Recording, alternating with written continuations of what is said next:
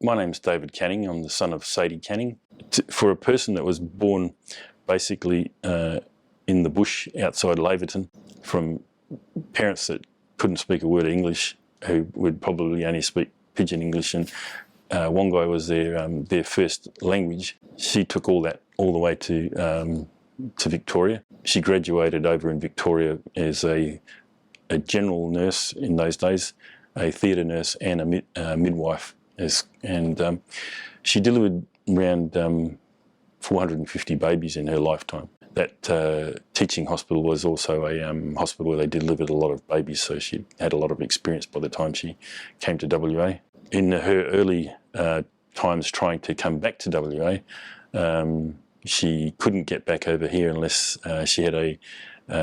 Bethesda has a sister hospital in WA in Claremont, and that's how she got back into WA, through a transfer, and then sort of did a little sneaky bit around and ended up back in Leonora when the position came up. 2 years after that, the other matron retired, and because Mum was by far the most qualified, she became the matron and was matron for 35 years. And that is the longest record of any matron in Western Australia as well. I think so. She dedicated her life to everyone in that region. When the 𝗪𝗔𝗥𝗡𝗚𝗚 had a mine collapse, Mum went down and did all the early triage and things like that, and she saved a lot of people from that time.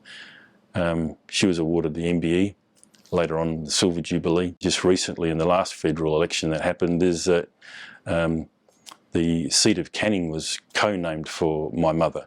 And then they approached me just 2 years prior to that, because Mum had been nominated as being one of the only Aboriginal people in the country to have got that honour. The 150 years of Western Australia, she's listed as one of the 150 pioneering women of Western Australia.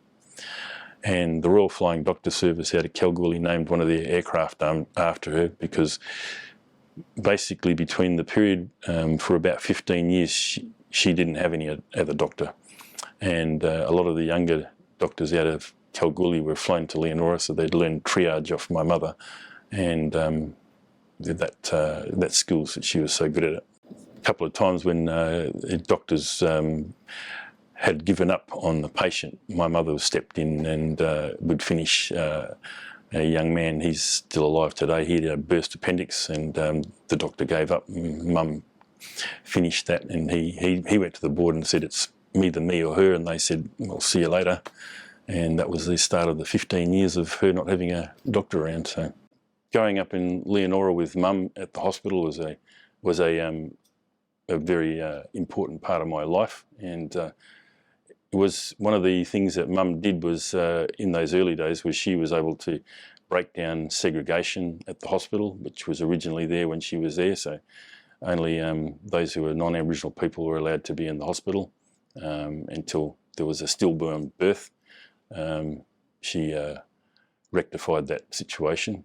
Also, there was a situation that happened also with the bedding and mattress.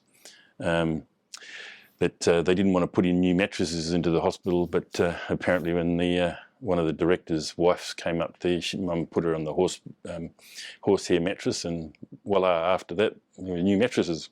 Mum offered a lot of Aboriginal people their first opportunity for work through the hospital, and domestics, orderlies, the young women who started their nursing training, domestic staff, and it was a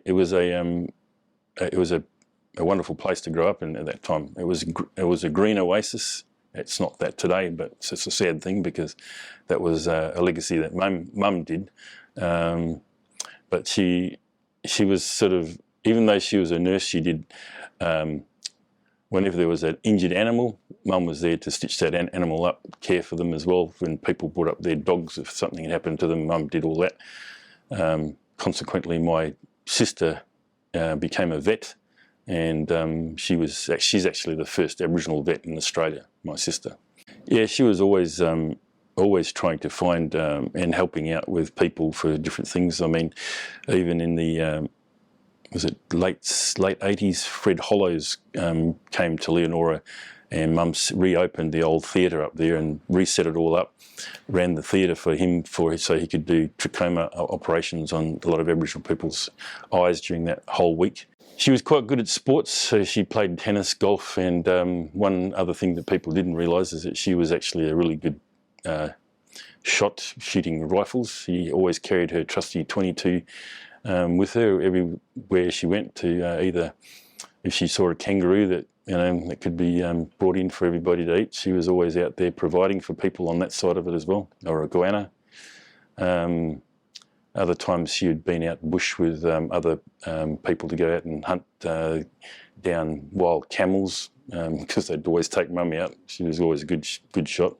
When I was a kid, I was told by one of my aunties that when Mum was lining up to shoot a kangaroo, that I popped up and said, "Good night, Skippy," and then Mum balked and couldn't shoot because she felt guilty at that time. For us, education was very important for Mum.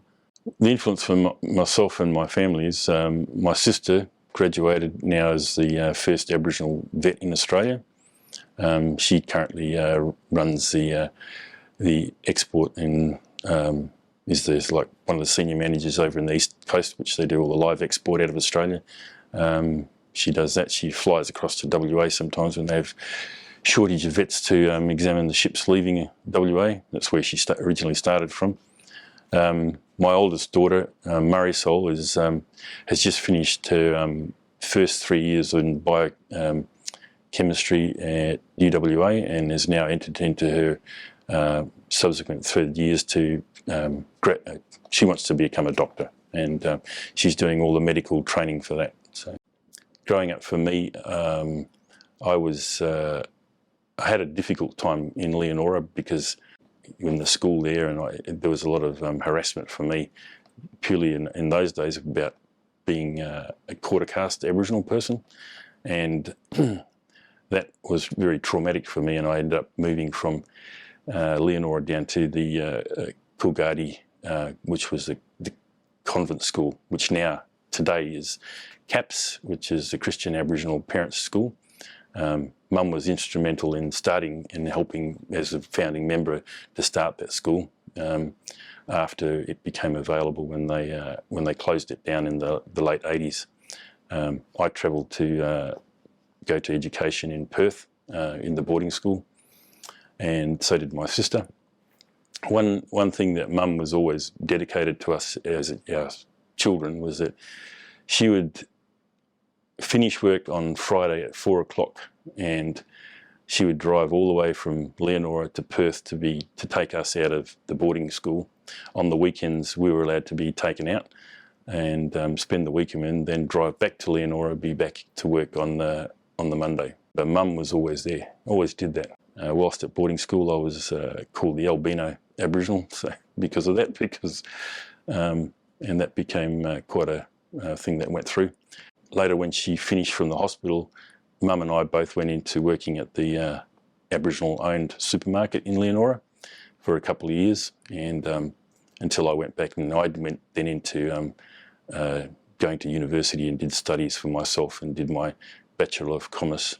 Mum sort of semi-retired and was on a lot of boards and did some consulting, and she for Aboriginal, various different Aboriginal organisations that the government had set up. I'd like to conclude by saying that one of the important things that Mum said was education was important, and knowing your history and knowing your family, it was also important, and that's what I'm trying to go on a legacy to follow through from myself and my children, and hopefully for the future of our family. Yeah. And I'd like to thank you for giving me that time and opportunity for this.